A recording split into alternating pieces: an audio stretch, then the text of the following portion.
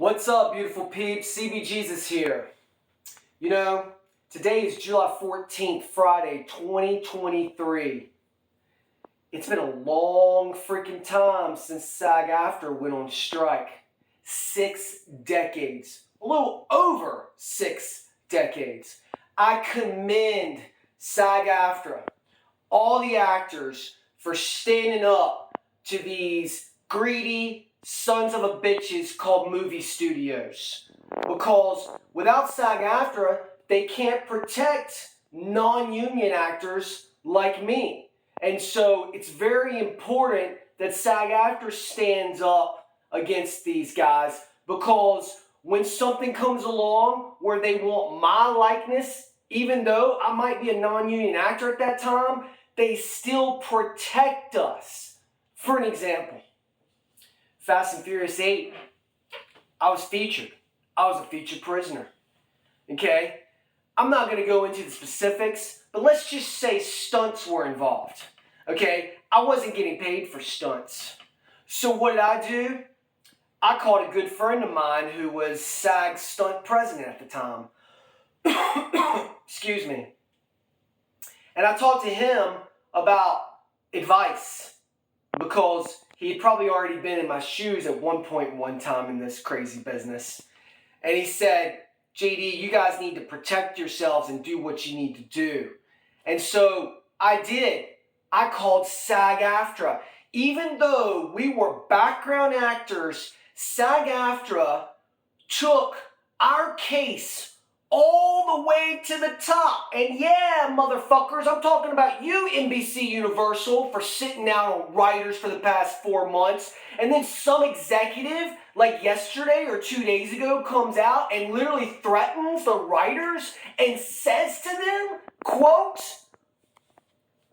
"We will outlast you for 5 months, and we don't care if you lose your mortgages or your apartments." What kind of cold, conniving sons of a bitches are in charge? I'll tell you. David Zaslav, Bob Iger, Ted Sarandis. I can keep going, okay? But there's only 4 studios that now control everything. 4 major movie studios that now control motion pictures, SAG union projects. Okay? You're talking about NBC Universal owns everybody else. And then Disney owns everybody else, right? And then Netflix has their own entity of streaming empire. You know what really teases me off is Bob Iger had an interview either yesterday or the day before, and he's at this rub your elbows with fucktard Mark Zuckerberg that created Facebook to make us all go mentally insane or on the breaking point when the pandemic happens. Because they all planned it. We all know that. But right now, we're talking about SAG-AFTRA stepping up to these cronies that we call movie studio executives that are greedy. And Bob Iger said this: we as actors, we as writers are disrupting their product. Oh, this is really disturbing. That is what that mother effer had the balls to do. Adam Conover, keep doing what you're doing, man, because you're in LA and you're on the picket line. You've been there for almost 4 months to 5 months. Well, okay, 3 to 4 months. Regardless, it's been too many days already. Then, thank you, Frey Jusher. Thank you, Duncan, for telling them, fuck you to the AI. Talking about taking background actors who are non-union actors. Duncan stood up for the little guy yesterday.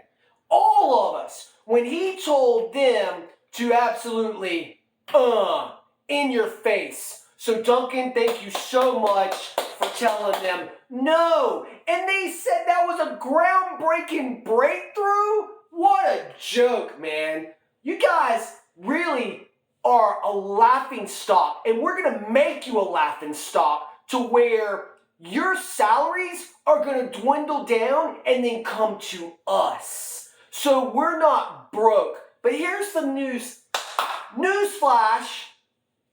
As actors, SAG actors, non-union actors, we already have jobs. You douchebags. You guys are in charge of a lot of people. Whatever. Bob Iger, you just asked for a re-up of a $45 million a year salary to end out when you were supposed to retire this year coming up? Oh, all of a sudden, you need to re-up your contract. Well, gee, I wonder why. Your writer's on strike, which means you have no product. Guess what? When you have no product, you have no actors to sell your product. So now, as of last night at midnight, SAG on strike, which means your whole fucking industry is shut the fuck down. Peace.